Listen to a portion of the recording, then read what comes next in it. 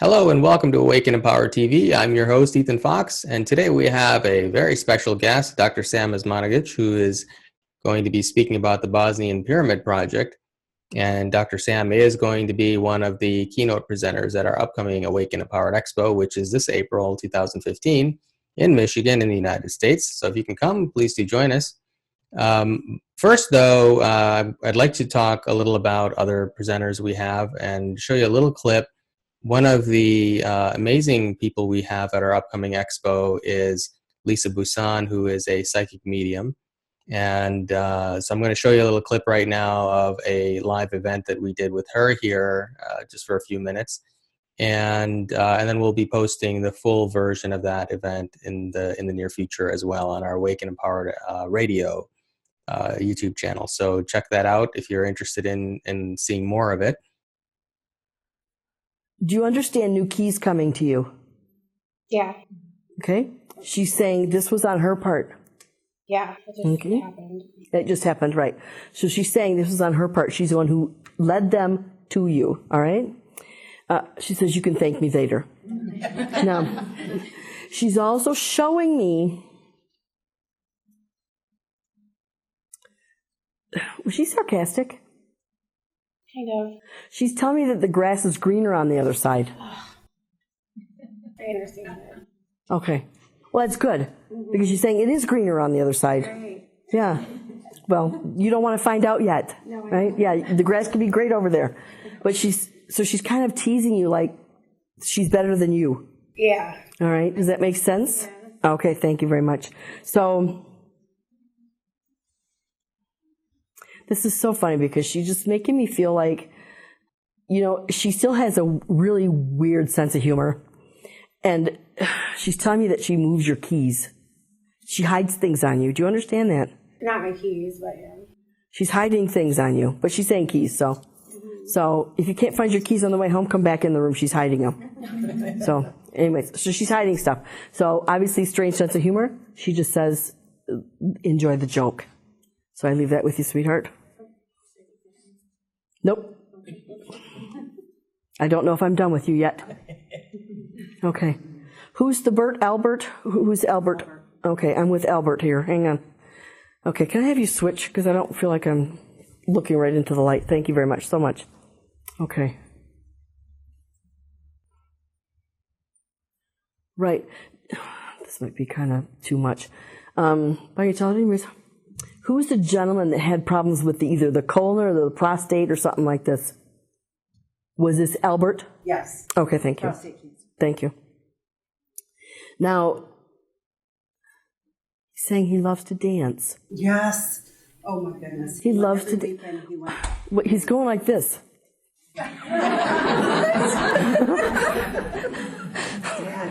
That's what he's doing. He loves to dance. And I'm hearing, you hear him walk through the house. Do you understand this? Yes. Yes, I hear his footsteps, yeah. And thank you very much. And was it Grandpa or was it him that had the pipes? Because I'm smelling smoke, however, it's not cigarette smoke. It's either pipes or cigars. Grandpa cigar. Okay, so you should be able to smell this as well as what I'm hearing. You should be able to smell that as well. And what's interesting, too, you're clairvoyant. I've been told. Uh-huh, yeah. So it's like, okay, I'm walking through the hall. It's like, whoa. Yeah. I feel him. Yeah. Well, it's clairsentient as well, obviously. But I'm seeing, like, people, right? You look and there's nothing there. Very common, very common. Well, that's Dad and Grandpa just messing with you. Just messing with you, right? And just saying howdy, I'm hearing. Just saying howdy, right? And do you have a brother? Yes. I'm hearing he's such a lost cause. Yes. But what I'm hearing is that he doesn't see, he doesn't hear, he doesn't feel, he doesn't anything. But see, it's like he shut it all down, right? He's not recognizing the signs as signs, all right? So tell him to wise up and say hello, okay? Yes, okay, thank you. Could you switch? Thank you so much. Who are the Italians around you? That would be your whole family. Okay, gotcha. All right. Because I'm seeing pasta, and I never know if it's Italian or Polish or whatever. Okay. This is so funny. I have a man and a woman both here. Okay. Is grandma on the other side? Oh, that's right. You had two grandmas. That's right. Okay. This is so funny. This is so funny. La la la la la la la la. Oh my gosh. He came directly. No wonder. Okay, gotcha. All right. Now, and you understand? Oh. I'm being shown a stone wall. Do you understand this? Yes. I'm impressed. We used to play on it. You used to play on it. Where? How tall is this wall? Oh, it's a big wall. Okay. Yeah, we used to climb up. Okay. All right. It used to be a building of some sort. Okay. Yeah, because he's talking to me about the stone wall. So he remembers the stone wall, whether it was here or there already. He remembers the stone wall. Now, and you understand? Would you hide there? Yeah, we used to play hide and seek. Yeah. And would you smoke there? No. Maybe my husband's dead, but no. Because he's showing me like holes in the wall and putting things in the wall. I said, "What's in the wall?" He says, "Cigarettes." So someone, you need to look up the history here. You need to check with your relatives. Which is the one when they were older they used to smoke cigarettes there? Probably my Uncle Vince, my dad. Okay, I'm not sure. You need to do your homework. All right. Now, he's laughing. He thinks it's hilarious. Like, I'm busted. So, I'm also seeing... Nice. Were you right around the age of, like, 10, 13 when he passed? No. Because he's saying, when I passed, she's just learning to put on lipstick. Okay, so I don't know how old you were when you put on your lipstick.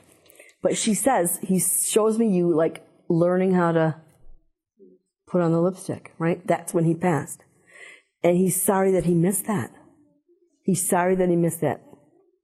Well, he doesn't miss it, but you get, when he's living, he misses it. Now, he's also showing me, I have no idea what the heck this is. Looks like pudding, like custard maybe? Custard. What's in the custard?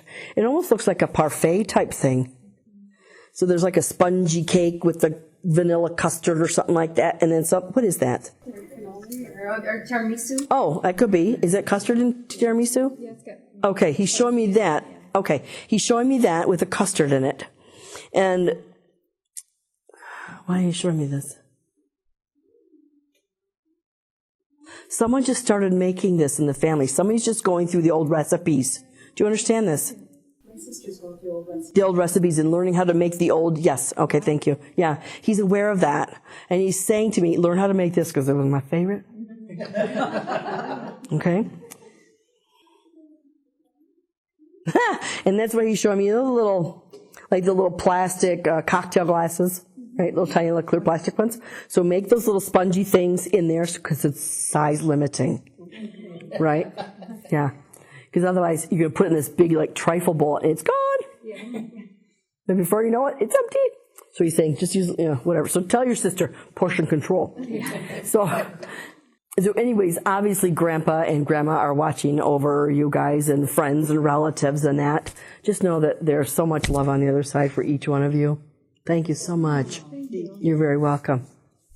I hope you enjoyed that. That was a brief clip from a 2-hour event that Lisa Busan did for us out here. And she'll be doing another 2-hour live mediumship gallery for the participants in the audience at our upcoming Awaken Empowered Expo. So come check that out if you'd like to experience that in person. And we have a variety of other incredible presenters, and one of which is Dr. Sam Osmanagich, who's up next with me on this show. And we'll be speaking to him about the Bosnian Pyramid projects and what he's got planned in the future and in that project, and some of the amazing discoveries that he's made as well. It's just an incredible interview. So let me tell you a little about Dr. Sam Osmanagich, and before we bring him on here to our show.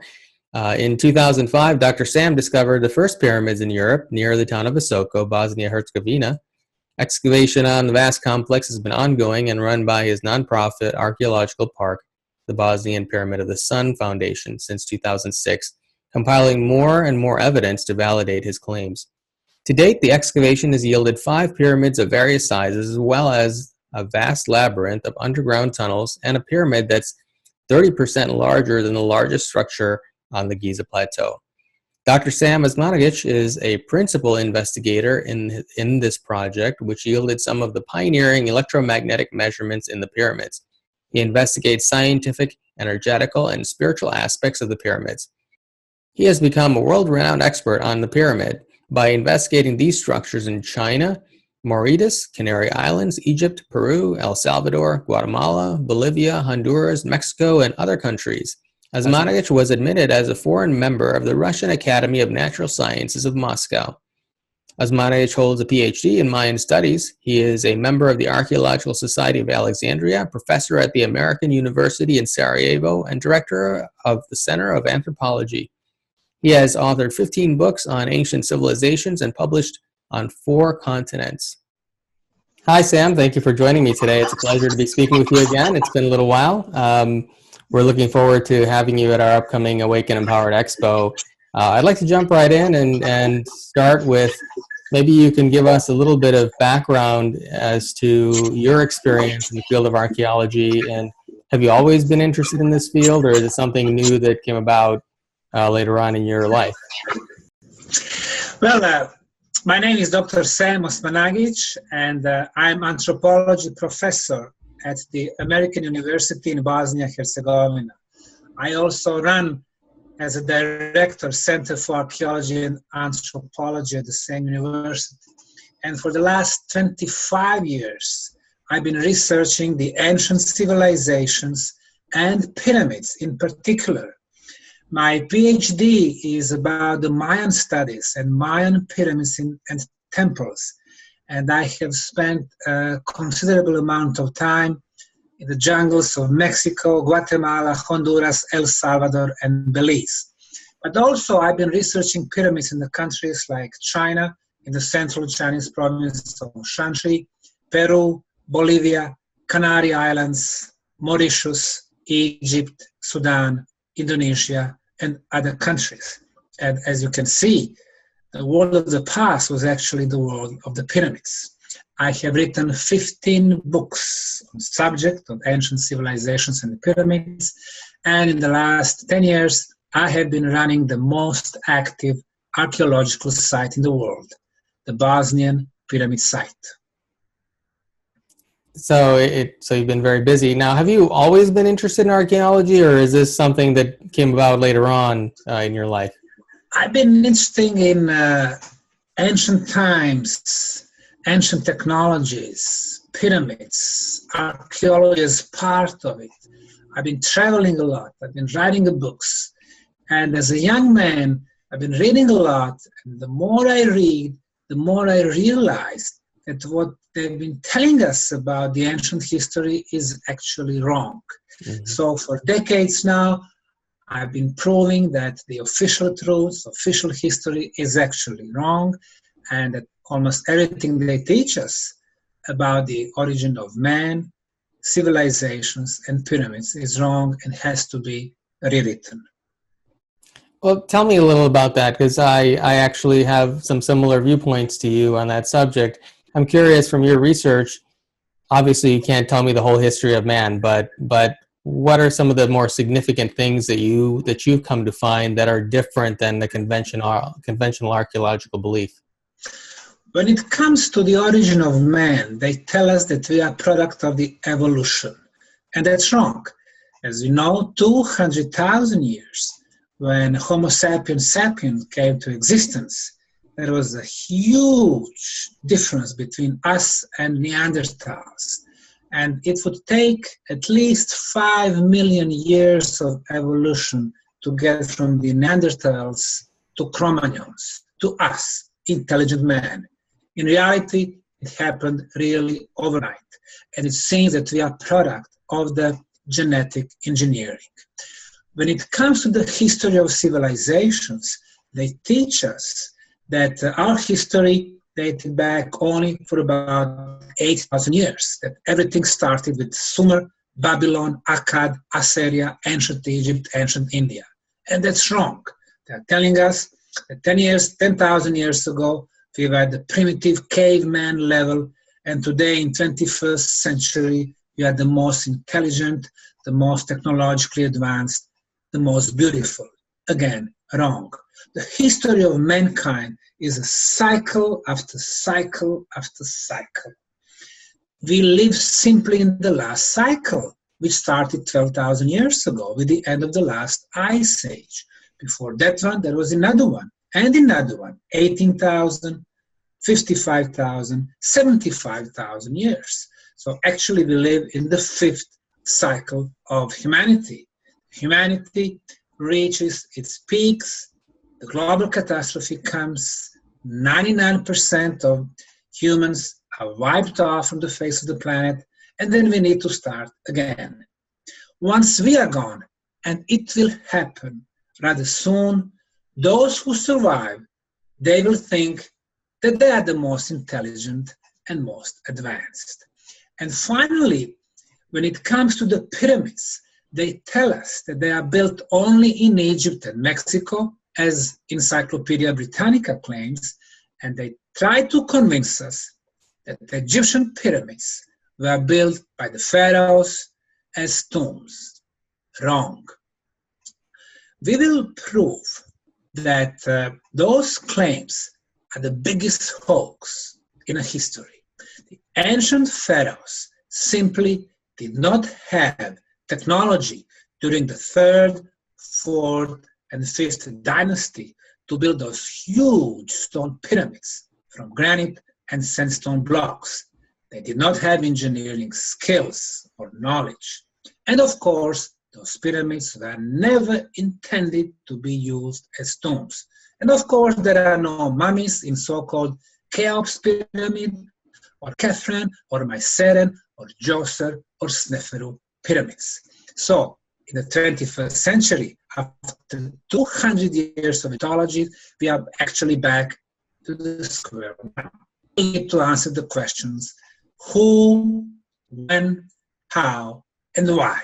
So my claim is that we need to rewritten the history about the man, civilizations, and pyramids.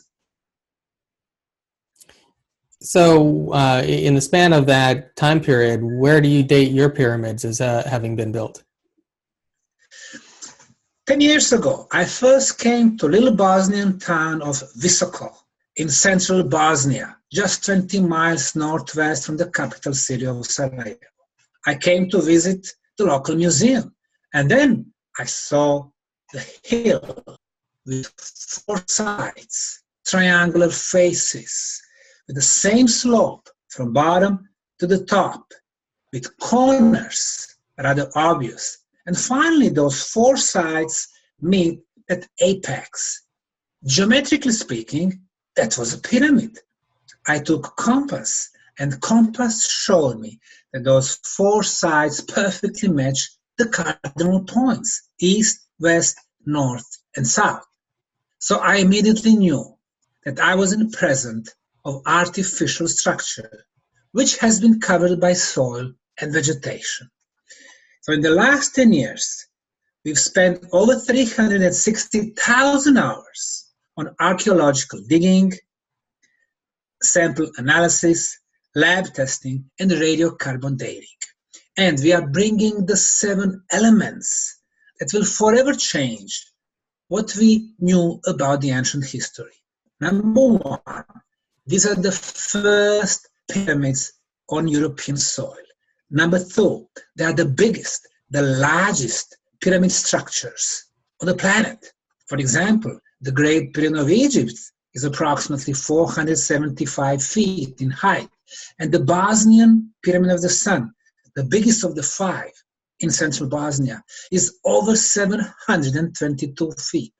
Number 3, below the layers of soil, we are discovering blocks, sometimes square, sometimes rectangular, sometimes irregular shape. We've analyzed it at 7 different institutes for materials in France, Italy, Czech, and Bosnia. They all told us that it was artificially made geopolymer concrete or the best quality. Number 4, the orientation to the north is the most precise on the planet, better than of the pyramids in Egypt, Peru, Mexico, or Cahokia pyramids in the Illinois. Number 5, we come to answer to your question. We discovered an organic material between 2 layers of concrete blocks, like in the sandwich, a fossilized leaves. When we did the radiocarbon analysis, C14 scientific analysis, the age of those leaves that came during the construction phase between the concrete blocks was 29,200 years, plus minus 400 years. Now, this is radiocarbon dating. Calendar date is approximately 15% older. So we are coming to 34,000 years. The element number 6, below the Bosnian pyramids, and we have at least 5 of them, which I named the pyramids of the sun, moon, dragon, earth, and love. So below we have a huge network of prehistorical tunnels, chambers, artificial lakes. This is the most extensive underground tunnel network under any pyramids, and I do know that we have the same tunnels under Giza pyramids, under Shanxi pyramids in China, under Teotihuacan pyramids in Mexico, under Palenque pyramids, the Mayan pyramids also in Mexico, and so on. And the element number 7, in those tunnels, we've been discovering a huge ceramic blocks, 2 tons, 4 tons, 8 tons, even over 20 tons, signs of advanced technology. So those 7 elements are forever changing our view of the ancient history.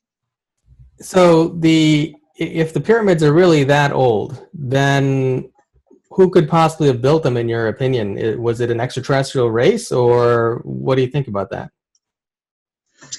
I'm a scientist. I'm applying scientific methodology. Now, unlike pyramid researchers in Egypt, Egyptologists, in Peru, Mexico, China, we've opened this project not only to classical sciences like archeology, geology, but also to satellite screening, geophysical analysis, to experts in energy phenomena. So this is interdisciplinary scientific project. So when it comes to age, we've been applying radiocarbon dating, which is at this moment the most advanced technique to get the age. When it comes to the builders, what we can tell about them is that they were very advanced. In order to build the biggest pyramid, the Bosnian Pyramid of the Sun, they needed so much material. Great Pyramid of Egypt, 5 million tons. The Bosnian Pyramid of the Sun, 18 million tons. 3 main pyramids, the Sun, the Moon, and Dragon, when we connect their tops on topographic map, they make an equilateral triangle, the perfect geometrical body. And as such, it is part of the sacred geometry. You have sacred geometry, you have movement of the energy. So the ancients knew how to apply the elements of sacred geometry. 3 other points, the top of the Love Pyramid, Temple of Mother Earth, and the river and entrance to the underground tunnels form another equilateral triangle, triangle within the triangle, again, the sacred geometry. In order to calculate the length of the sides and diagonal, in the case of the Sun Pyramid, they needed to apply the square root of number 2 and number 3, 1.42, 1.71, irrational numbers. As you know, irrational numbers, also like number pi, 3.14, or golden cut, 1.71, they are all part of the sacred geometry. So the ancients knew that connection between sacred geometry and energy movement, and finally, with the help of the experts in energy phenomena, the physicists, electrical engineers, the sound engineers, we did discover that the pyramids actually act as the energy machines. So somebody in a distant past knew that the shape of the pyramid is the most powerful geometrical shape, and when you locate it above the natural resources of the energy, the pyramid becomes the energy amplifier. So in order to answer your question, who built them? Obviously more advanced than us, because they were making the free energy machine and they were dealing with the clean energy. At this point, we don't have the specific names, but only when we find a definitive proof about the builders, then we will be able to tell, yes, they were advanced humans, or they were somebody from out of this planet, or somebody from the inner earth, or somebody from the other dimension. So at this time, we can just speculate. But scientifically, we will need scientific proof. Now, you mentioned there are a lot of underground tunnels beneath the pyramids. Was that, now I know in Giza there are also underground structures, but it appears that they are built at an earlier time. At least that's the conventional theory, right? Do you have any conception of whether or not that was an underground facility or location that was built at an earlier time than the pyramids on the surface? The pyramids always come with the underground tunnels, at least the original pyramids, as I call them. They tell us that the Egyptian pyramids were built 4,600 years ago. Wrong. It was not Pharaoh Djoser or Pharaoh Cheops or Khafre. They were built much earlier. We know that the Giza Plateau is covered in shells from the Mediterranean Sea, which is 300 miles to the north. So at one point, there was a flood. The water was coming from the Mediterranean Sea. When was that event last time? 12,000 years ago. And when the Ottomans came, when they broke into the pyramid, they discovered the salt and the shells, meaning the structures were already there over 12,000 years ago. So really, the time will show that those pyramids and underground tunnels were part of one complex. The same thing in China, the same thing in Teotihuacan, Mexico, again, over 12,000 years.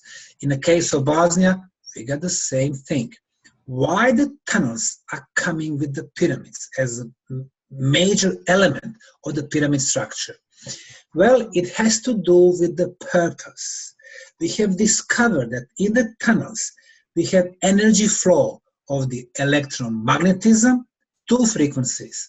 One is 28 kilohertz, another one is 7.83 hertz, or so-called Schumann resonance. Number three, ultrasound, 28 kilohertz again. Why this frequency? It is known as the levitation frequency, very important for the spiritual realm. Number four, we have a high concentration of negative ions. Why negative ions? Because they clean the atmosphere, they raise the level of oxygen in our body, and they kill viruses and bacteria. So healing aspects. So through the labyrinth of the tunnels, we have movement of different energy phenomena. And we have noticed the same frequency of 28 kilohertz is at the top of the Sun pyramid. So it seems that somehow this energy flow feeds the pyramid with different types of energy. The pyramid, with its shape, amplifies those types of energy, having another network of tunnels which goes spiral to the top, and at the top we can detect and measure the energy beam, which is only 13 feet in radius, but again the same frequency of 28 kilohertz. It's continuous and it's focused. So the tunnels were an important part of the whole construction complex. I'd like to elaborate a little bit more on the spiritual energies you just spoke about. Specifically, you mentioned levitation energy. I'm curious what you mean by that. And also, I've watched some of your other presentations where you speak about that energy beam that's projected from the top of the pyramid, and it actually becomes stronger as you go higher in the sky, right? And it sounded like, it almost sounds like a data stream or information stream. What do you think that is? Now, I already mentioned that we started this project as interdisciplinary scientific project. because we don't want ego of archaeologists who wants to keep the knowledge for themselves, and they don't have it enough. They're not open enough to get the real purpose of the pyramids. But we also said it's not enough to remain in the scientific realm, so we had to add 3 more: energy, spiritual, and healing. When it comes to the energy realm, we asked the teams of energy experts to come with their scientific instruments and try to measure so-called anomalies. The first one we had the physicist from Zagreb, Croatia, Slobodan Mizdrak, who came with his 10-member team and the instruments to measure electromagnetism. They went on hills nearby Visoko. They could not find any anomalies. We were going around the Sun Pyramid, no anomalies. But when we came to the top, in that radius of 13 feet, they detected and measured electromagnetism of 28 kilohertz.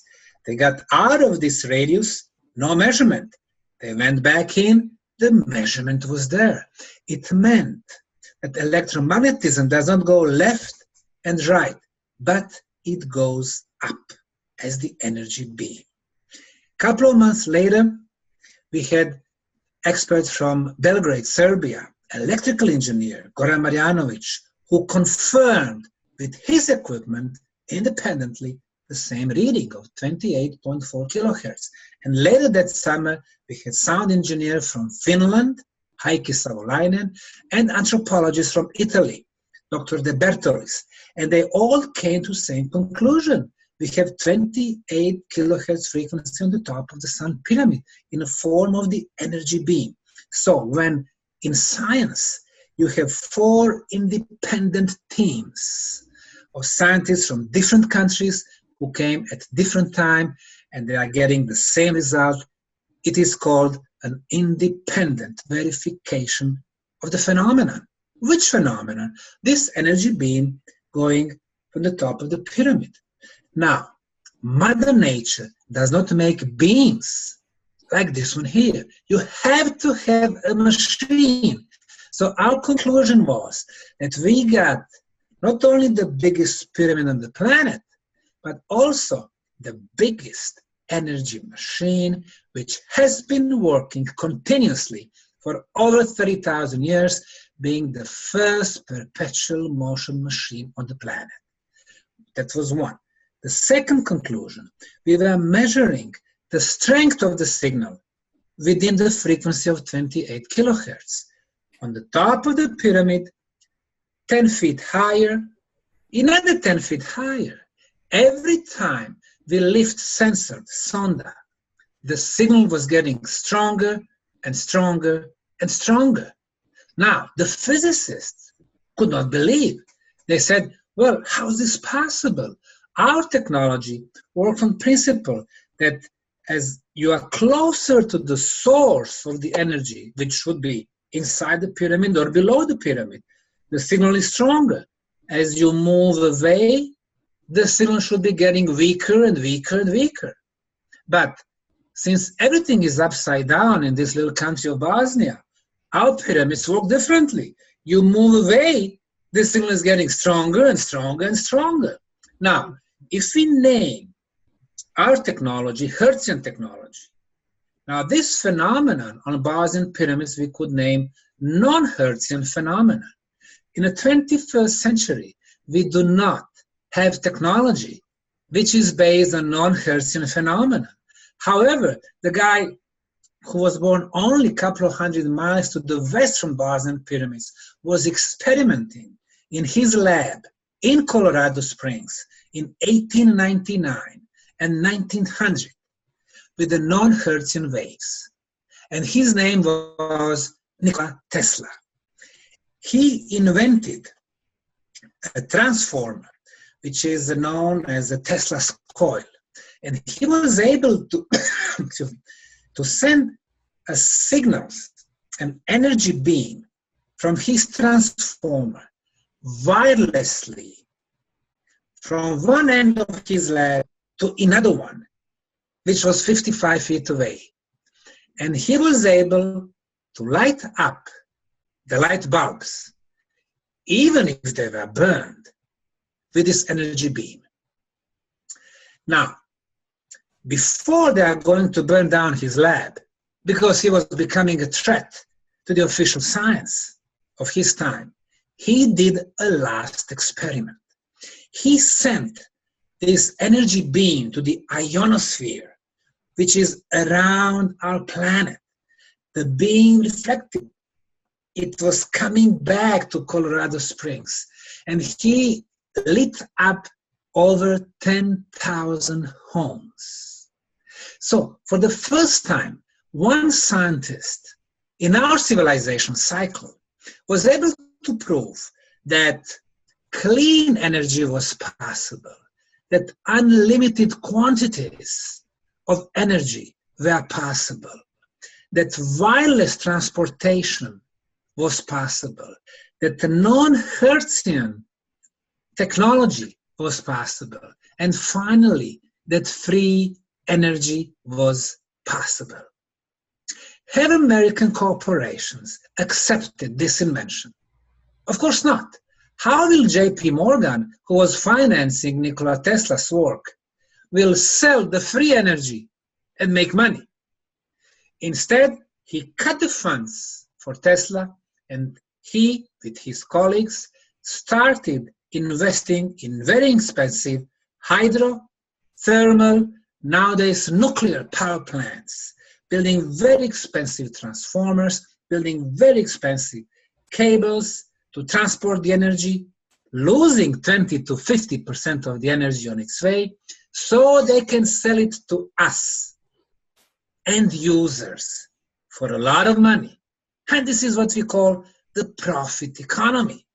However, one day, free energy will become reality for all of us. And that will be the first pillar of the free society. And the second pillar will be the free flow of knowledge. Instead of information and knowledge, especially about the ancient technologies, going only to the elites, and based on that monopoly, they have monopoly in politics, corporations, finances, history. It should be coming to all of us. And based on those two pillars, we should have a society of free women and men. And this aspect of our projects, the energy aspect, is becoming one of the crucial aspects. You asked me about another one, the spiritual aspect. Archaeologists and mainstream science is teaching us that spiritual aspect is equal to religious aspect. Wrong. Spiritual aspect is based on spiritual senses. Every one of us, and ancient people knew that, has 5 physical senses and 30 spiritual senses. Nowadays, in 21st century, they are teaching us we have 5 physical and only 1 spiritual sense, which they call the 6th sense. So if you are able to see the future events or to heal, they said, oh, he or she has a gift, the 6th sense, but then through the education system and through the media, they are laughing at them. So the people, they try not to show what they can do. But in the distant past, people knew that every physical sense, and our physical senses are so limited, that every physical sense had a counterpart in spiritual reality. We could see much more, hear much more, sense much more. But also, they were developing other spiritual senses.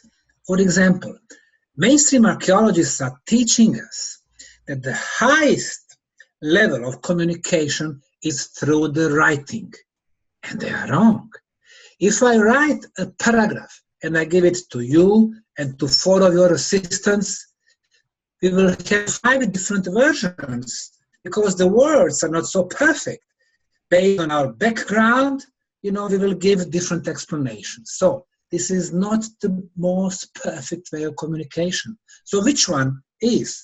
Well, if I'm able to send my thoughts to your head, then you would be able to understand me 100%. This is what we call telepathy. It's a spiritual sense. People in the past, they were developed to see other people's auras, bioenergy field. Today, we lost those abilities, but anybody can learn that. So they knew that there is one field, but also the second, the third, fifth, sixth, seventh, 7 different fields, seeing aura, the spiritual sense. But they were also able to see different colors in our aura. Different colors, different meaning. We have a lot of red, meaning we are aggressive, we are temperamental, and so we have a lot of white, we are very wise, calm, and so on. But also, they knew that in our auras, all kinds of messages are written. So if I met you, we simply standing and facing each other, I read the messages you have for me, you read the messages I have for you. The spiritual senses. The movement, we are using our vehicles to go from point A to point B. Instead, they were using teleportation, a spiritual sense. Then, we know that when you're looking the aura, if there is some health issues, first it is seen in our aura, bioenergy field, before it comes to our physical body. And they were able to fix it before it becomes a disease. They could fix it with a touch or remotely, in another spiritual sense. And guess what? I learned, checking all these different archaeological sites in the world, the pyramids, megalithic circles like Stonehenge, megalithic stone balls like those in Costa Rica, Bosnia, Sweden, Mexico, Easter Island. And those places, not only they were amplifying the energies, but they were excellent to develop our spiritual senses. So they were the field schools of the ancient times. Our archaeologists cannot explain them that way. So this spiritual aspect is also crucial in the case of the Bosnian pyramids. And finally, the fourth one, besides the scientific, energy, spiritual, is the healing aspects. Even though I don't think so that the healing aspect was the primary aspect for the ancient pyramid builders, we notice that the frequencies of the energy, electromagnetism, ultrasound, infrasound, Schumann resonance, negative ionization, is so beneficial for human bodies that they were using those underground tunnels and the pyramids as the healing places. So in order to understand the Bosnian pyramids, but also other ancient sacral objects, we have to view them through those 4 realms. Now, you mentioned that we should have a society where we have free exchange of information, and obviously we can kind of see how that's starting to move in that direction with the proliferation of the internet and so on. We still have a long way to go, but free energy is really one of those things that has not hit the mainstream. Do you think that that's going to be happening in the near future, in your opinion, based on things you've seen in the world? It's a must. Look at the society we have today. Last couple of 300 years, coal, dirt industry. Last 100 years, oil and gas, limited resources. Last few decades, nuclear energy, so bad for us. Instead, by using the natural resources that we have within our planet or from the universe, solar energy, we could solve our energy problem, which is major problems besides the demography.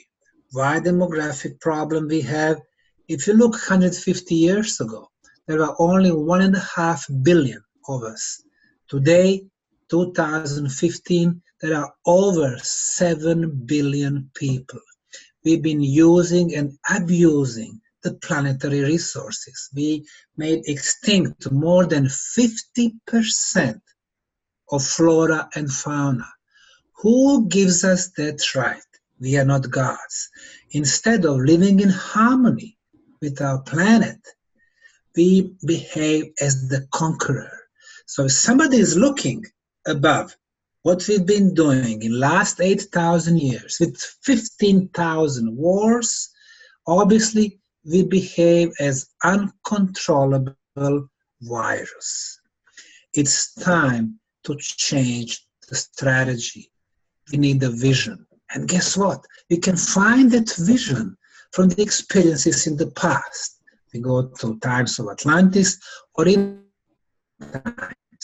Mayans, they were living more than 8,000 years, probably over 1,000 years, at the same territory. El Salvador, Honduras, Guatemala, Belize, and Mexico. So I would say they had the strategy when it comes to the demographic and all other aspects. And do you think that all these ancient civilizations and cities were connected by the same civilization, or the same people built them all, or are there distinct differences that make you believe that they might have been different builders? Well, through the pyramids, we can answer that questions. All these pyramids have been connected. Chinese, Mexican, Egyptian, Bosnians before them. You can see that they had the knowledge. And when it comes to pyramids, the oldest are the biggest and the most superior, meaning the knowledge has been brought. When it comes to the Mayan civilization, probably there was a connection between them and the times before the end of the last ice age. There is a new science called anthropological genetics. And from the early times, from 1990s, from the independent labs, we have learned that, for example, the oldest people in Europe are the Basques in Spain and southern France. The same haplogroup the Basques had was also present in northern Africa, Berbers, in South America, the tribes in Amazon, and in North America, in the jungles of Guatemala. So, if you have the same haplogroup on 4 continents, the question is, where was the center? And the center was in the center of the Atlantic Ocean. So it had to be a continent, which we know as the Atlantis, from where all these peoples were spreading. So that was the scientific proof for the origin of Atlantis. And guess what? After the independent labs and their work, we got National Geographic, who started doing the picture of the early times through the genetics, and now they control this area also. Now, you've excavated, was it 5 pyramids so far? In Bosnia, we do have 5 pyramidal structures. For 3 of them, we can say that they are artificial structures, the pyramids of the sun, moon, and dragon. And we are finding, through our archaeological digging, an artificial construction material. Concrete blocks on the sun and dragon pyramid. And in the case of the moon pyramid, it's different in design and construction material. It was terraced pyramid, a terrace, layers of soil and clay, a terrace, clay, terrace, clay, and the terraces were made from shaped sandstone plates and blocks. And sandstone has been used as the construction material in this area for thousands of years. 2 other pyramids, which we call the Pyramid of Ra. It's probably shaped hill, and the Temple of Mother Earth, it's also shaped hill, does not have perfect shape of the pyramid, but it does have two triangles at the front and in the back. In the middle, it's like a crescent moon. So we got 5 structures. We have also a tumulus complex, which is only 2 miles away. Tumulus is a conical shape, and we also measured energy beam on the top of one of the tumulus. So the ancients knew that the 3 most powerful geometrical shapes are pyramid, number 1, but the conical shape, number 2, and spherical shape, number 3, and Bosnia is full of shaped stone balls. Now, I understand you've had some trouble in the years past from when you first discovered the pyramids with the conventional archaeological community saying that it was just a pile of rocks. Have those problems dissipated? Is everything going pretty smoothly now? In 2005 and 2006, when I first started with the archaeological digging, as a matter of fact, even before we started digging, in 2005, I did some geological core drilling, a few archaeological trenches. I wrote my book about the discovery. I announced the news about the first pyramids in Europe. All cultural establishment of Bosnia attacked me. Archaeologists, geologists, historians from Bosnia, from University of Sarajevo, University of Tuzla, were attacking me with the words, it's impossible. We did not have pharaohs in Bosnia thousands of years back. Therefore, we cannot have pyramids. Well, that was not really a scientific view. So I announced that in April of 2006, we are going to start with the archaeological dig.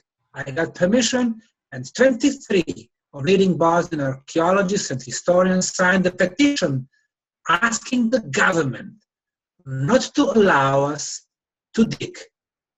Well, how are you going to prove what is below the soil if you don't dig? I had nothing to be afraid of. What was their problem?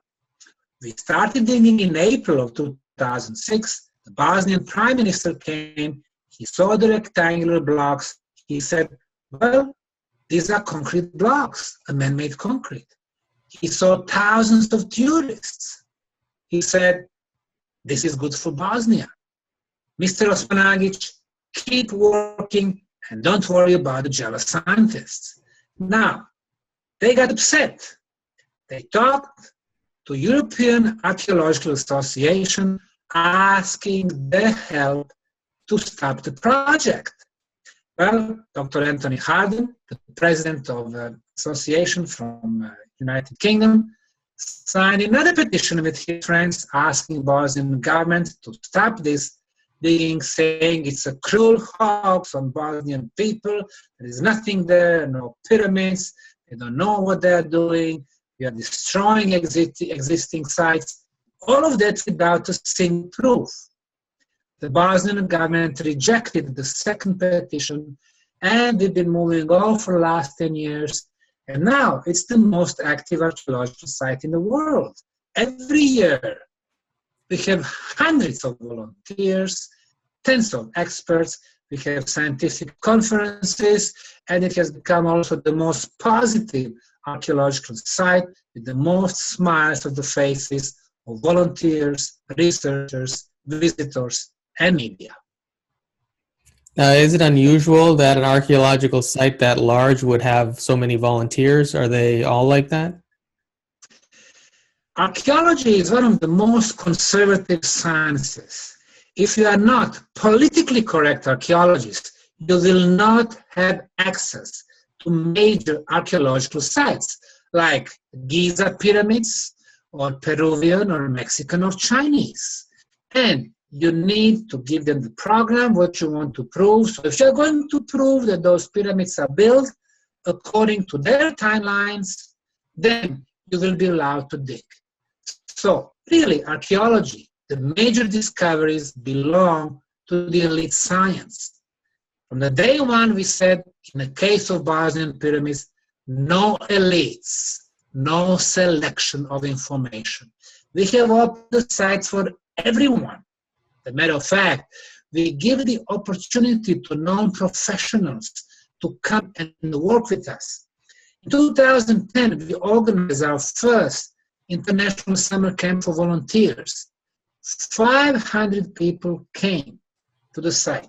2011, 12, 13, 14, over 2,000 people from 60 countries, from 6 continents, no secrets. So they are able to dig with us, to do discoveries with us. They write about it, they put it on their blogs, on YouTube, no control whatsoever. I'm not Zahi Hawass, egomaniac with the 100% of control. So we let people come work with us under expert supervision of our archaeologists and geologists, and they become a part of a huge history-changing discovery. 10 or 20 years from now, they will be able to tell their kids or grandkids, yes, I was there at the beginning. I was part of this huge discovery. So do you think that archaeologists like Zahi Hawass, what is their motivation to maintain this belief? Is it so that Egypt is seen as the beginning of the development of culture, or is it for religious reasons, do you think? Or why does the archaeological community hold so strongly to the belief that they have? Now, they have their history books, their PhDs, professorships, the way they teach their kids. Now, in Egypt, of course, we have additional element, which is most important, and that's the money. Through the tourism, they make over $15 billion every year. Now, imagine that 20% of tourists who go to Egypt come to Bosnia.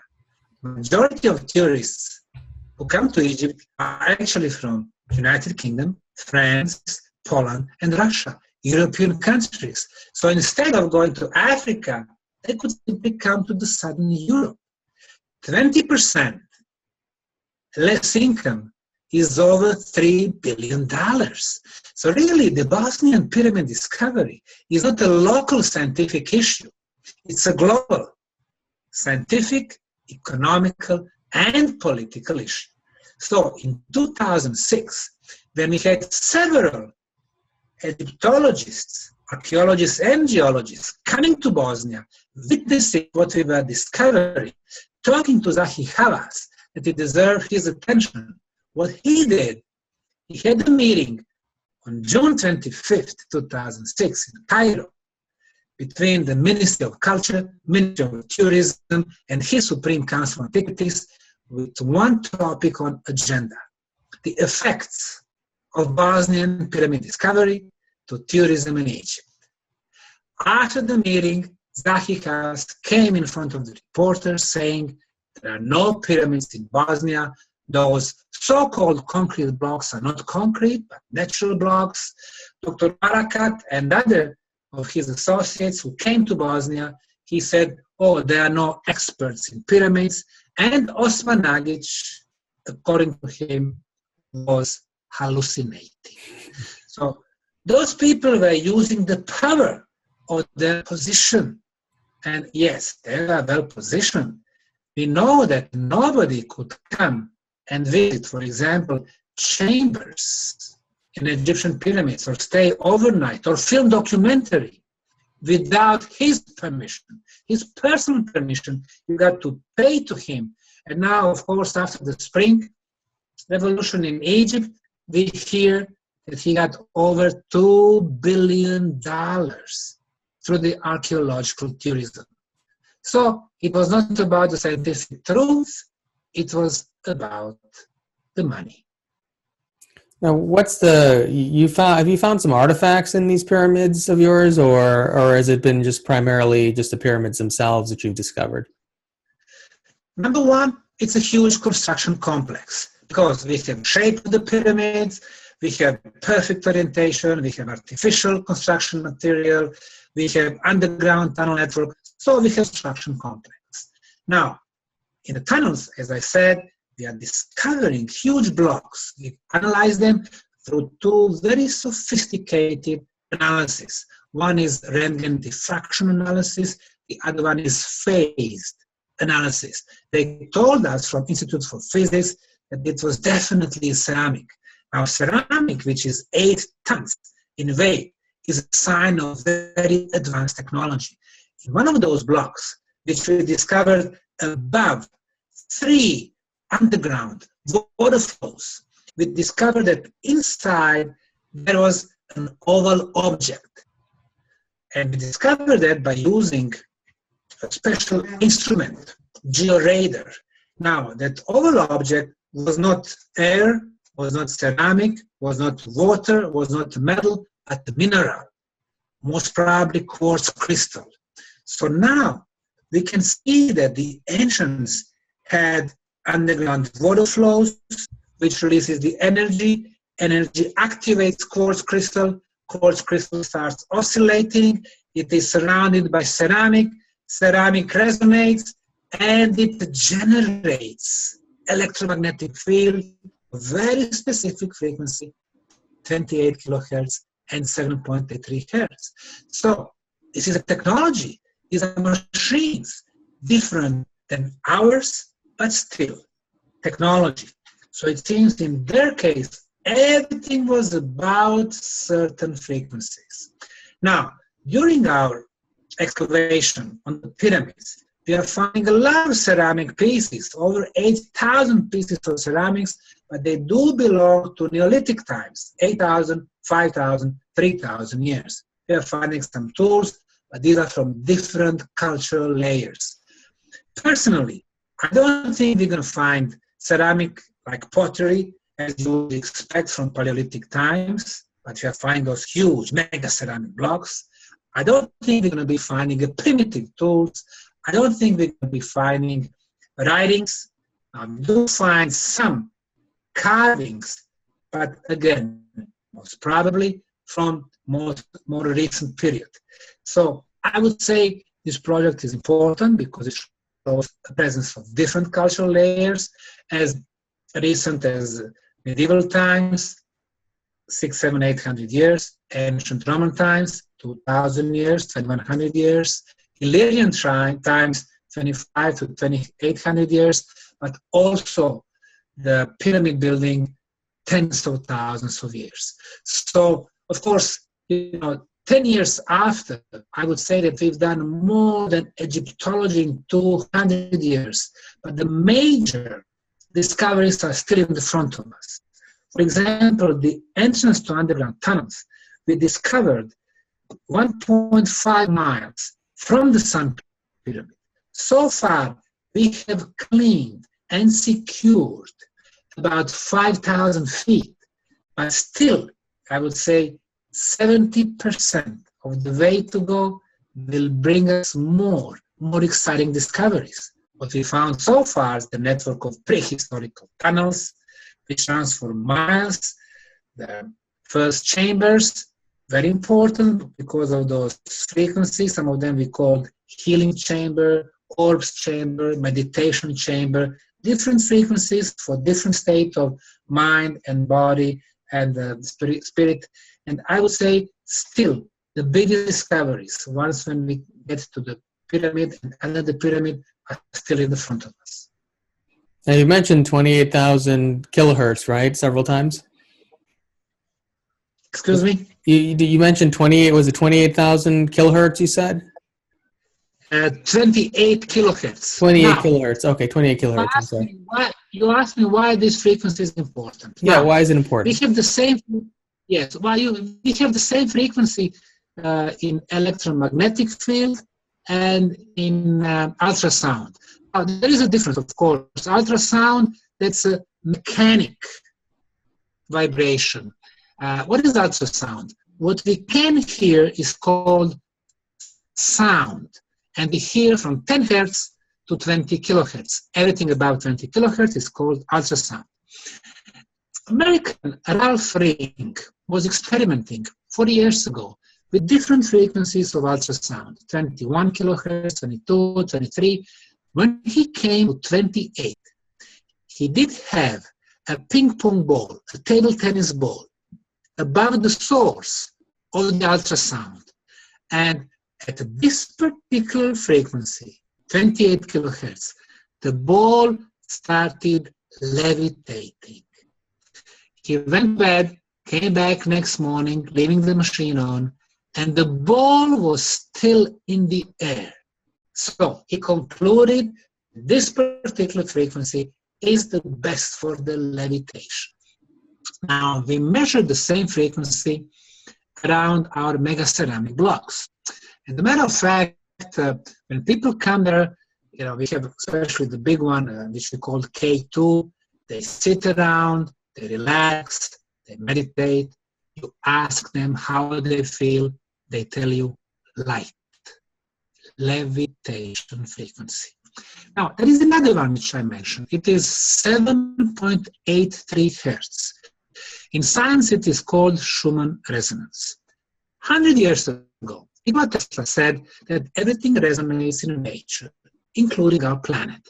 And he thought that our planet resonates at 8 hertz frequency.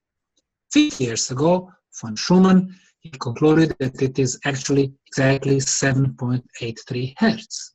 Now, every living organism, when it comes to being, to existence on our planet, resonates at 7.83.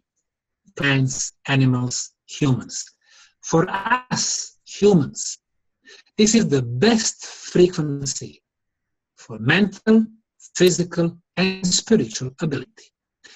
And it has been like this until 1990, for thousands of years.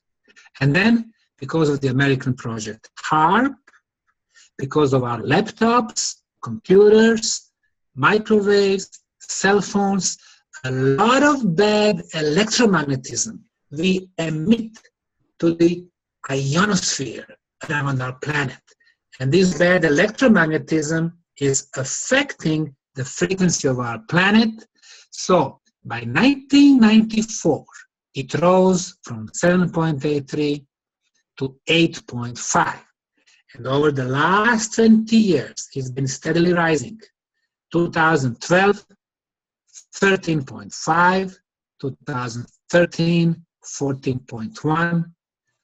And this rising of the electromagnetism is very bad. If this frequency continues to rise, very soon we should be able to see the humming of our planet, and it's becoming as a stress to us, to our brain. Why to our brain? Well, our thought process is nothing but making the frequencies, the brain frequencies. We think, we make frequencies. And those frequencies from the ionosphere is attacking us. And we recognize this as a stress. 30 years ago, 40 years ago, some of us do remember that when you go outside, it was much more relaxed, no pressure, much more smiles on our faces. It's not like that anymore. It is because of our technology. And guess what? When you get inside the Bosnian pyramid tunnels, when you get on the top of the Bosnian pyramid, sun and the moon and the dragon and the tumulus, people feel very good. We go and measure. We still have the original 7.83 frequency. It seems that the pyramids were actually used to give us the best frequencies. When I talk to our visitors from Peru, Brazil, New Zealand, Jordan, Pakistan, Norway, US, Canada, I ask them how they feel in the tunnels. They all tell me the same thing. We feel like we are at home. And they are right, because they are in the best possible energy field. And one more thing. I mentioned healing aspect of this project. As we were clearing the tunnels from the base and the filling material. So more and more, hundreds of meters we had already cleared. We have a couple of chambers. We've noticed that people, as they go deeper, they breathe better and better. They feel good. People who have asthma, when they get out of the tunnels, they don't need air pumps anymore. People have allergies. Allergies are gone. People with all kinds of pains, back pain, headaches, the pains were gone. So we wanted to find a scientific explanation for those testimonies. And then we realized, number one, the negative ion concentration was very high. Now, as the medical science knows, the negative ions do rise the level of oxygen in our body and kill viruses and bacteria. The second element, the cosmic radiations. You and I live on the surface of our planet. We are exposed to a lot of cosmic radiations. Some of them are very harmful. So, in the tunnels, we measure for cosmic radiations 100 feet below the ground level, no cosmic radiations. The element number 3, the natural radioactivity. A lot of radioactivity, we don't know about it, but they attack our body. And our body cells fight all those enemies. In the tunnels, when we came with the Geiger counters, no radioactivity. So we realized when people enter the tunnels, their body cells don't have enemies anymore. And they can start doing their job. What is their job? To fix the problems in our body, to start the regeneration process, to start the self-healing process. Now, have there been any other really significant health impact, such as people with more major health issues, such as cancer or anything like that, reporting that they've had changes in that result? Yes. Even though we do not promote this aspect very much, we do give on our official website certain testimonies. And of course, we started with the things like the blood pressure. People who would have great problems with the blood pressure, let's say 220 over 140 for years, and the pills could not help, therapies could not help. They come to our tunnels a couple of times. They could notice that the blood pressure would normalize around 140 over 80. People with the high level of sugar, glucose in their blood. For example, just a couple of weeks back, we had a team from Czech Republic, 6 of them from a so-called VM magazine, rather popular magazine in Czech Republic. They came independently from us. They got all the instruments and they measured things like blood pressure and sugar and so on. In one case, the guy had sugar in the blood of 9.5. Well, we know that from 3.5 up to 7 is normal. From 7 to 11 is risky. Above 11 is diabetes. The guy had 9.5, meaning he was in risky area. After only one visit and 120 minutes, when he measured his sugar in his blood, it dropped to 5.5. So for 4 points, amazing. So obviously you enter the tunnel and everybody has individual health issues. Your body cells start working on the main issue. You asked me about the cancer. Even though we don't promote that, I can tell you, for example, experience of one group. We have people from Germany. There is a guy who brings group during all year long. He brings 7, 10, 15 people for 1 week or 2 weeks. And he brings mostly people with very serious diseases. You mentioned cancer. Yes, most often he brings cancer patients. For example, he had 2 cases from last year, and doctors gave them 4 to 6 weeks to live. Well, a year and a half later, after visiting the tunnels and the Bosnian pyramids, working on themselves, they're still alive. Now, they have a special, 1 week program. For example, they go to tunnels for 2 hours every evening. What they do, they go to special places in several chambers, they focus, they give the support from inside to their body cells, and from us outside, of course, there are no enemies, ideal frequencies, and I would say it speeds up the recovery. So I think even though we do not promote this aspect so much, only by people talking to each other, we're going to have more and more visitors visiting the tunnels and the pyramids in Bosnia. So from your scientific opinion, what do you think exactly is happening there? In conventional medicine, they believe that cancer has to be physically removed from the body. So how are these people living so long if they've only been given a few weeks to live? Well, I would say that it's a combination of factors. Of course, the first thing is such a secure and safe underground environment. It seems the ancient builders are building some type of underground healing facility. It's perfectly safe. No negative radiations, no cosmic radiation, nothing. So your body can start working on yourself, self-healing, even a rejuvenation process. And secondly, if you combine it with your inner powers, if you give support to your body, I think it can speed up the recovery.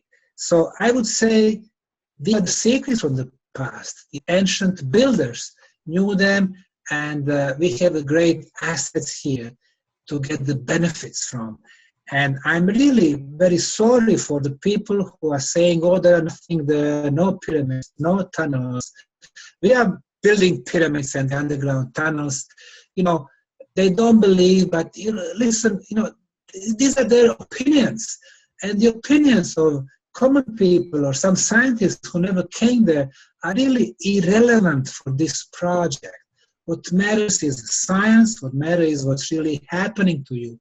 So I would say those who come, they have the most benefits. And we will continue this way in the future also. Now, you mentioned the Schumann resonance that's present in the pyramids in Bosnia, and that the resonance of the planet has increased dramatically in recent years because of electromagnetic fields and cell phones and so on.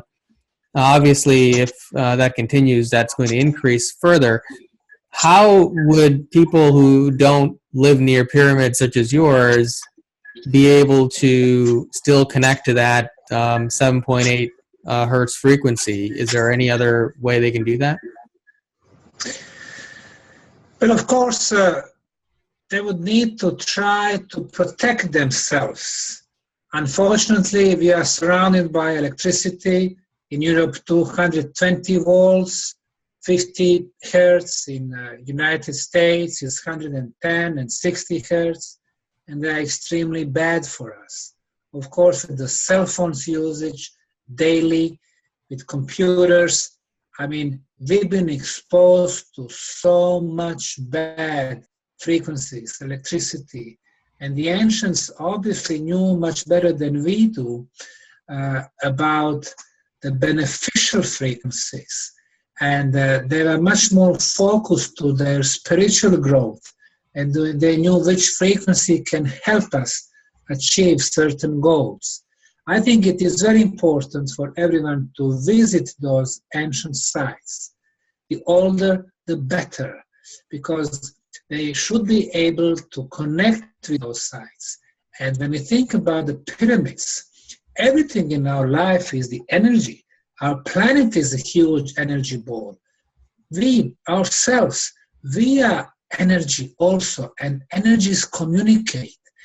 And the pyramids in Bosnia are extremely old and powerful energies. You open yourself, and then the communication between you and pyramids start. Hundreds of our volunteers, thousands of the pyramid visitors in Bosnia are telling us about the life-changing experience when they come, they stay, they dig, or they just visit, and they are surrounded by the pyramids. Another important element, in the underground tunnels and on the Sun and the Moon pyramids, we are finding waters, sometimes underground lake, and they've been there for a very long time. And we have analyzed the water. First, we did a traditional testing in the lab, and they told us that it was a drinking water, no viruses, no bacteria, after they did chemical and microbiological analysis. But then we wanted to find out more. We noticed that the water in underground tunnels, during the dry time, let's say during the summer, the water level does not drop. During the rainy days, the rainy season in the spring, the water level does not go up. It meant for us that it was not a surface water. So it's been there for thousands, maybe tens of thousands of years. And it's been exposed to the pyramid energies. So what we did, we wanted to find out if there was a healing aspect of this water as well. So we sent samples to the Dr. Masaru Emoto's lab a year ago, while he was still alive. As we know, he passed away last September. Now, Dr. Emoto became very famous 15 years ago because he was the first one to do the molecular analysis with his photo camera. He was able to take pictures of the water molecules from different sources, let's say from lakes and rivers, city water, then the water that's been exposed to different type of musics, to classical music like Beethoven and Mozart, to rock and roll, to all kind of different musics, and then the water that's been exposed to mantras, to love mantra, or to people who would insult water. And of course, the water would behave differently depending on what kind of treatment it was exposed. So if it was bad words, or if it was contaminated water, or even if it was city water in New York, Paris, or Sarajevo, that water had ugly molecular structure. But then, if it was water exposed to the Mozart's music or mantra of love by Buddhist priests, the water would make a beautiful molecular structure. So, what we did, we sent samples of Visoko city water and of our water from pyramid tunnels. As we know, every city water is pretty much the same. We catch this water somewhere in the mountain, we get it through pipes, miles long. We are adding chlorine. We have traces of heavy metals. So when we drink that water in our kitchen, energetically, this water is dead. We drink it, it simply goes through our body without feeding ourselves. Well, when we take the photos in Dr. Masaru Emoto's lab of Visoko city water, ugly molecular structure, and the pyramid water, a beautiful hexagonal structure with some type of the crystal structure also, like a Christmas tree. That water, it was so obvious, was a happy water. It was alive. It was full of energy. People come to the Bosnian pyramid site, they drink this water, which we started bottling 16 months ago, and they feel differently because they are getting a higher, better frequencies for their body. Now, are you going to be showing a picture of this crystal structure at your presentation? Yes. Okay, good. Well, tell us a little bit more about that. You're going to be doing a presentation on Saturday of our weekend event. What all are you going to be covering during that? Well, during my presentation, I'll be talking about the world of the past and the world of the pyramids. The oldest pyramids being the most advanced pyramids, about the discovery of Bosnian pyramids, about the sacred geometry, about concrete which is of better quality than ours, about the energy aspects, about the spiritual aspects, about the aura study that we did on 109 visitors that came to Bosnian pyramids. And they concluded, once you go to pyramid tunnels, you are getting the planetary energy. You go to the sun pyramid, you are getting the cosmic energy. And with those two, we are becoming full and our aura extends and it distributes perfectly around your body. Of course, I will be talking about the possibilities to come, to volunteer, to see the prehistorical sites in Bosnia, and finally getting all these energies and getting unforgettable experience, life-changing experience for all of them. Are you familiar with Alexander Golod? He's the Ukrainian defense contractor who built pyramids. Yes, I'm aware of him. I don't know him personally. I read about his work about the pyramids in Russia. Mm-hmm. He's one of the pyramid builders in Russia. His work is very important because he's doing a lot of experiments. Him and other people like Valery Varov, who built pyramids in St. Petersburg, Moscow, and now building a huge complex in Tomsk, near Novosibirsk in Siberia. Our friend Valery Varov is coming to Bosnia, claiming that Bosnian pyramids, all that were used as GPS markers in the past. But let's go back to Russian pyramids. In the last 40 years, we learned that through their experiments with seeds, they've proven that seeds got 300% quicker growth and better results than ordinary seeds. They learned that the pyramid energy affects agriculture, and they learned that it has also impact on human beings. They were bringing prisoners from nearby prison, and they were checking the level of violence, comparing to those who remained in the prison. Within 4 weeks, the level of violence dropped from 50%, within 3 months to 100%. Now, I think one of the other experiments they did was they found that storms actually, I believe, don't actually pass over the top of the pyramid. Is that correct? That's another aspect. The pyramids do influence the weather, earthquakes. So instead of hitting certain area with a huge earthquake, if you have pyramids there, you're going to get a series of smaller earthquakes. So you will not get like a global catastrophe. The weather changing patterns also, that would benefit certain local communities.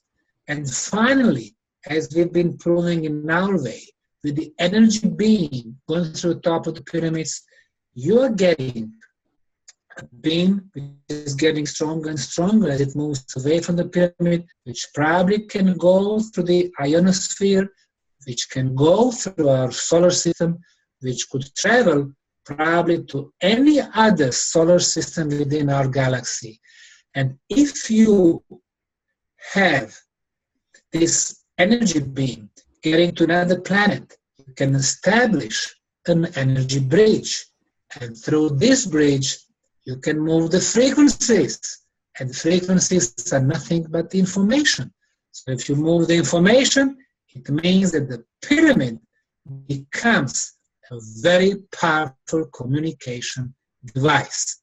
So communication, transportation, we have agriculture, we have social aspects.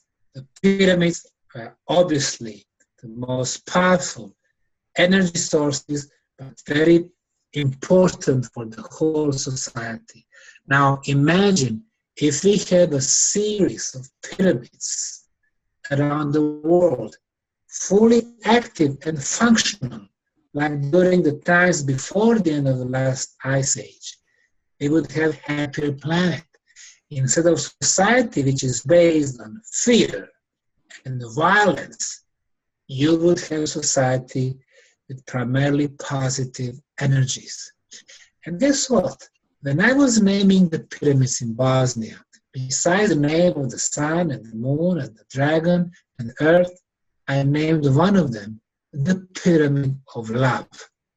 Because I was aware that the words are very powerful, and the most powerful word is the word love.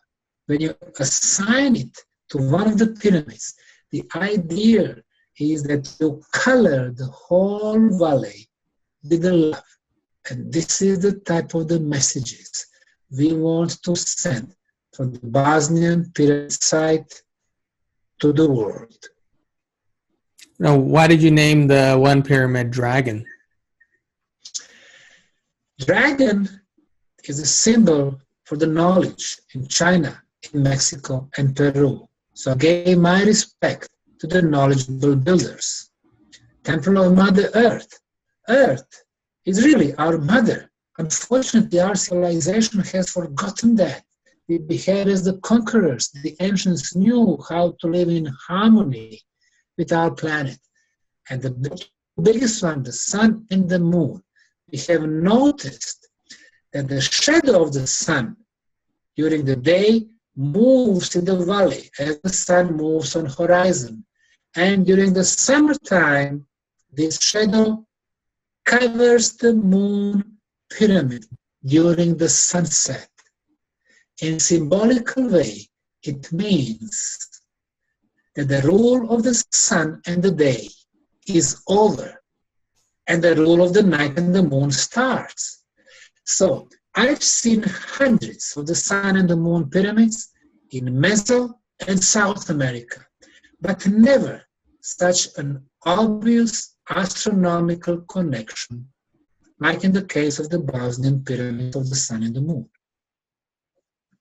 Now, obviously, if people are like Alexander are building fiberglass pyramids and they're producing these kinds of results, the material doesn't really matter so much, does it? I imagine that the quartz and the ceramic blocks do make an enhancement to the energy of the cosmic energy or whatever's the pyramid is producing, but really it's the shape of the pyramid that produces the majority of the results. Is that correct? Shape is number one. You have to have a shape of the pyramid. But why four-sided pyramid? Well, if you build pyramids with the four sides and a perfect orientation, east, west, north, south, then you have to have a deeper knowledge of our planet as huge energy ball. Within the energy ball, you have movement of the energy. And the strongest movement of the energy is north-south and then east-west. The moment you build a pyramid, you orient it to the cardinal points, you start getting the movement within the pyramid. So far, we can prove there are three energy flows in the pyramid. The first one that goes through the top, like we measured in our case in Bosnia, as the energy beam. The second one is the energy flow within the pyramid. This energy flows from bottom, it hits 1/3 of the height, goes to 2/3, coming back to 1/3, hitting the walls, and going down, completing the full circle. And in the case of, let's say, Great Pyramid of Egypt, the chambers that they have are exactly on the way of this energy flow, meaning if you are inside, you are fully exposed to the pyramid energy. The third flow of the energy is the one that goes off the pyramid on the surface, affecting the surrounding area, which we just mentioned in agricultural terms and in social terms. So the ancients knew that. Now, where do we have differences? The slope it's very important. So it is a big difference if you have 52 degrees, like Great Pyramid of Egypt, or some other Egyptian pyramid. There are at least 155 of them, so you have from 35 to 62 degrees, or Nubian pyramids, 70 degrees, or some others. So, like in our case, it is 44 degrees. Different slope, different frequencies, and different frequencies are affecting us differently. So in our case, we learned that the ancients were insisting so much on spiritual and healing aspects, but also 28 kilohertz, the communication frequency that goes through the top of the Sun Pyramid. So I would say that sometimes they were even experimenting.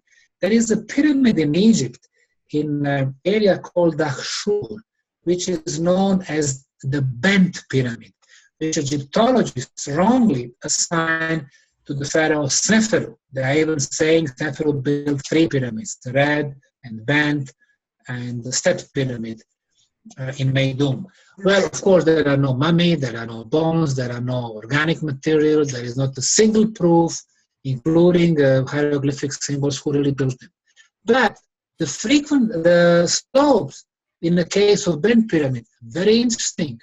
You have 43, 52 degrees, and interestingly enough, the red pyramid has 43, the chaos pyramid is 52, and the place where they change the angle is exactly on 1/3 of the height. So what they wanted to achieve, the place where this energy flow hit the walls, they wanted to push it much quicker inside the pyramid. So it was always, and it has always been about the energy, not about the tombs. Now, what you said earlier about if we were to build enough pyramids around the world, you believe that that would actually stabilize the geological energy of the planet to prevent earthquakes and another ice age, things like that? To prevent major earthquakes, to prevent major volcanic eruptions, to prevent this way major tsunamis, but also if they are connected, you have a huge energy source which you can use in different ways. Today we use energy, from the power plants to get the energy, electricity in our homes to power all our equipment and machines. We could do something like that. But also, you could make an energy protective shield around our planet against very harmful radiations and even potential enemies coming from deep space. So I would say when you have a lot of energy, then the way you can use them is actually endless. And do you think that the size of the pyramid matters? Let's say that someone was to build a pyramid in their home, in their property, that's just enough for them to sit inside and meditate. Does that produce the same result, or does it have to be a significant size? Well, in this case, the size matters. If you are doing something for society, for example, country or certain territory or for the planet, then yes, you're going to use a huge size. But then you have to find a place with the natural resources. Namely, the pyramid does not generate energy from nothing. It's not about building the shape of the pyramid, but location is extremely important. In the case of Bosnia, what we discovered through the analysis of 3 labs from Austria, Croatia, and Serbia was that the Bosnian Valley of the Pyramids, the Visoko Valley, has a lot of underground water flows. Water moves, releases the energy. Water moves, releases the negative ions. Then, when you have 2 parallel water flows at different depths, in between the electricity is formed. And then, in the Bosnian Valley of the Pyramids, we also have a huge source of iron, either iron ore or iron plate. Now, of course, iron generates electromagnetism. And when you place a huge pyramid of enormous size, then it becomes a huge energy amplifier. Again, how do we know that pyramid acts as energy amplifier? Well, two of our good colleagues from Russia, Professor Oleg Avroshkin and Professor Vladislav Tsiplakov, had measured the strength of the signal at the bottom of the pyramid and at the top, in the case of Egyptian pyramids and Bosnian pyramids. Their conclusion, the strength of the signal at the top was 50 times stronger. So something is happening inside the pyramid. The shape is one thing, but also the network of tunnels inside the pyramid, making some type of the spiral, producing this energy flow, making a focused energy beam. So I would say it requires a pyramid science to explain how to build huge pyramids as huge power plant. Now, when you ask me about the smaller pyramids, yes, for our homes, we can build a pyramid, even from wooden bars or something, as long as we have the shape of the pyramid.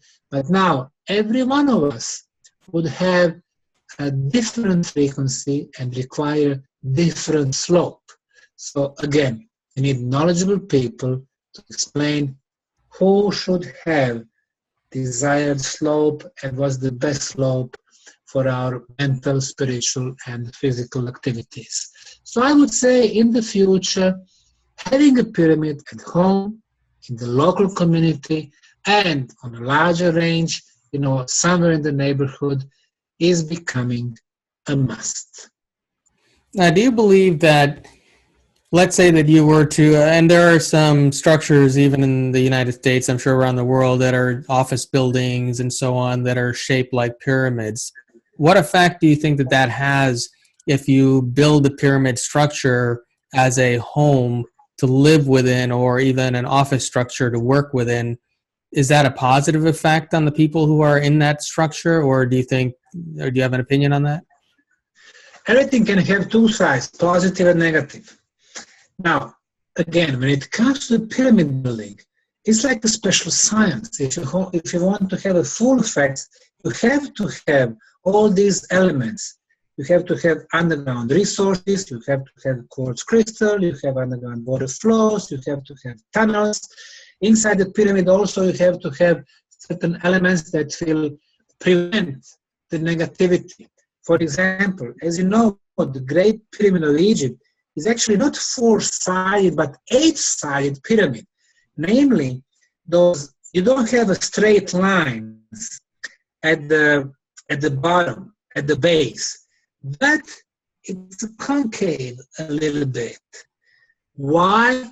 If it was perfectly straight, then it would produce some type of the negative energy. So one has to be careful. It's not enough just to build a pyramid. So it's slope, like I said, it's orientation, like I said, but also these little details are extremely important. Mm-hmm. So if people want to come to your pyramids now, are you still accepting volunteers or people to come on tours and so on? Now, what we're going to have this year, June, July, August, September, we're going to be organizing 11 days tour packages that will include 4 days volunteering. We call that Adventures on Bosnian Pyramids with volunteering. So people will be able to fill up the applications on the website, and then they can choose when they want to come, June, July, August, September. And during those 11 days, we visit all the pyramid sites, the Sun Pyramid with certain type of the energy, with the Moon Pyramid, which is more like a female energy, with the Dragon, with the Tumulus, with tunnels, several visits to tunnels, but also with other sites like stone ball sites in a little place called Zavidovići in northern Bosnia, megalithic walls in southern Bosnia, also very important energy sites, prehistorical sites. But also they can see, major cities, UNESCO site like Sarajevo or the bridge in Mostar. And for 4 days, they should be able to volunteer in the tunnels, on the Sun Pyramid, under supervision of our archaeologists and geologists. So they will be getting a full experience there. And I would say the following year, they would wish to come again with their friends and family. And I hope it's going to happen for them because, again, it's a life-changing experience. Now, are you always there on site? So if people came on these tours, would they have an opportunity to see you there as well? Well, most of the time I am present at the site during the summertime, even during the winter time. I come at least a couple of times a week, but we stay busy all year long. Right now, we've been clearing the tunnels during the winter times. So when the summer season comes, you're going to have another 400 or 500 meters of tunnels. So even if people visited the place a couple of years back, 5 years back, they should be able to see a lot of progress in the meantime. Of course, we've done so much energy measurements and other measurements, so they'll be able to, get benefits from the energies, from the healing aspects, from the water, and other things. So what's your goal long term, and not only with the Bosnian Pyramid project, but do you have any long-term goals or visions that you're planning on working on? Now, when it comes to very specific aspects of Bosnian pyramids, we want to get from the entrance of the tunnel, which is 1.5 miles, to the Sun Pyramid. Looking at the topographic map, the entrance in the pyramid, we know we're going to get approximately 900 feet below the pyramid. And, so far we have discovered 6 chambers, a network of tunnels. Probably when we get under the pyramid, it's going to be a huge open space. We discover water in some of the side tunnels. Probably when we get under the pyramid, we're going to discover maybe a huge underground lake with a supercharged, super healing water. So the major discoveries are still in front of us. And I believe that all the pyramids are connected with those tunnels. So we have a work for another 200 years. Of course, we work on the surface because of some problems in the past. The cultural establishment who didn't want us to work on the pyramid claimed that 90% of the pyramid being the protective area, so we are not able to work on the top or even the mid-ground of the pyramid, so we can work only on private properties at the foothill of the pyramids. But it's also an exciting process because we are finding a lot of concrete areas, and that concrete for itself is a miracle that somebody in the past was able to make 3 times better quality concrete than what we can make today.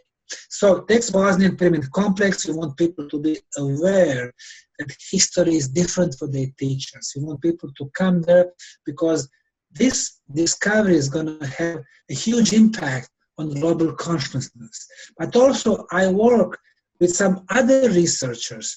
For example, Dr. Danny Hillman in Indonesia, he discovered the pyramid there. A lot of resistance there because, he discovered 4 different cultural layers. The oldest one, the pyramid builders, 24,000 years. So local archaeologists in Jakarta and geologists were attacking him. They didn't want him to proceed with his excavation, but despite everything, he's been managing to get support from the president of the country, so he worked there. So if you have 24,000 years pyramid in Indonesia, 34,000 in Bosnia, and we know over 12,000 Egypt, Mexico, and some other countries, it requires a new history book. So we want to show not only that history is wrong, but we want to get some benefits from these discoveries to our society. We want to live differently in harmony with the nature. We want to get free energy. We want to get clean energy. And as our process shows, everybody is entitled to the pyramid knowledge and knowledge of ancient technologies. Now, you said there's at least 200 years worth of excavation work left there on the Bosnian project? Of course, everything boils down to the money. Yeah. If we want to uncover just one side of the Bosnian Pyramid of the Sun, which is 3 times the volume of Great Pyramid of Egypt, we will need 1,500 people, 100 archaeologists for 3 years. If we want to uncover the whole Valley of the Pyramids, 5 pyramids and underground tunnel network, it's about $300 million. It's probably about 20 years. Right now, I run non-profit, non-government foundation, which I established in 2005 for archaeological digging. And this foundation, in the last 10 years, average yearly budget of $150,000. With this pace, we would probably need a couple of 300 years to uncover everything. But we are hoping that eventually, not only with the help of volunteers, but also with the help of rich people who appreciate our action path, we should be able to make this process quicker. Instead of a couple of hundred, that the whole world will get benefits of this discovery in 10 or 20 years. Now, 200 years is a long time. 300 is even longer. Are you planning on being around that long? And have you noticed any, I'm curious, have you noticed any anti-aging effects of having been in the pyramids as much as you have? My original plan is to be around for the next 200 years and to see the completion of this project. Very good. And have you noticed any anti-aging effects, either for yourself or anybody else? Is that something you've had any results with? 10 years ago, I was living in Houston. I was traveling the world. I was writing books, not much responsibility. Had my business, and I still have my business in Houston, Texas. It's a manufacturing business, financing all my trips. And by the way, I'm still the biggest donor to Bosnian Pyramid Project. And then I noticed that in my 40s that, during a busy day on computer, reading a lot, that my vision was becoming a little bit blurry, so I started wearing glasses in the evening. Well, after discovery of Bosnian pyramids, after going to the tunnels regularly and on the Sun Pyramid for 10 years now, I do not wear the glasses anymore. Very interesting. So where do people get in touch with you if they want to find out more about your various projects and maybe volunteer and participate in that tour that you mentioned earlier? Well, it's rather easy. They just browse the Bosnian pyramids. They're going to get either our official site, or there are 4 or 5 more sister sites, and they can go through any of them and then ask for the information, and they will be directed to the proper address. Well, I have one last question for you. Now, we talked a lot about how a lot of things in the world are really not going in the right direction, and so even cell phone towers and electromagnetic fields and so many other things, the suppression of free energy technology. In your opinion, do you think that we've turned the corner and are past the point of going back to a less free world? Do you think that we are heading toward a future where we'll have a higher consciousness on the planet and free energy technologies and free exchange of information and so on? I think there is a big fight going on in the world right now. The forces that's been ruling us for 8,000 years, they try to keep their power. They try to keep manipulating with us. But more and more people are becoming so conscious. And I think that the 2012 was so important for us because people started thinking about some other stuff. Also, when you see some of the prophecies from the distant past, they were saying the end of the 20th century, beginning of the 21st century will be the apocalypse. The time of the end of the world did not happen. It seems that some invisible forces have been helping us. And I think with their help and with us changing from within, we should be able to change the world.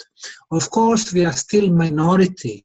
People who are open enough, who appreciate both spiritual and material sides of us. But I think the number will be growing. And as we know from the history, the minority eventually will become the majority. But we need the leaders, we need independent researchers, we need the people like you and others who organize the conferences, who basically are telling us which way we should be going, which things to respect and to appreciate, how to have this spiritual aspect to become at least 50% of our lives. So I think even with our project in Bosnia, more and more people are becoming aware that, our destiny depends on us, not on people who's been ruling us for so long. You mentioned invisible forces assisting us. Do you have an opinion on what you think that is? Well, I would say that this world is much richer than we think it is. There are so many dimensions. Our physical senses can see so little. Then yes, you have beings in some other dimensions, and some of them have been assisting us. You have beings who are not of this planet, who've been assisting us, but also some others who've been manipulating us. And you have beings within our planet who's been assisting us. So I would say that even though we have some powerful enemies, on the other hand, we have some powerful forces who've been supporting our goals. Great. Well, thank you very much for taking time to speak with me today. We're very excited to have you at our expo this April, and I'll have an opportunity to meet you in person. Thank you so much. Thank you for the interest. I enjoyed our conversation, and I'm looking forward to be present at your conference. Well, that's it for the show today. Thank you for joining me on Awaken Empowered TV. I hope you enjoyed our special guest, Dr. Sam Osmanagich.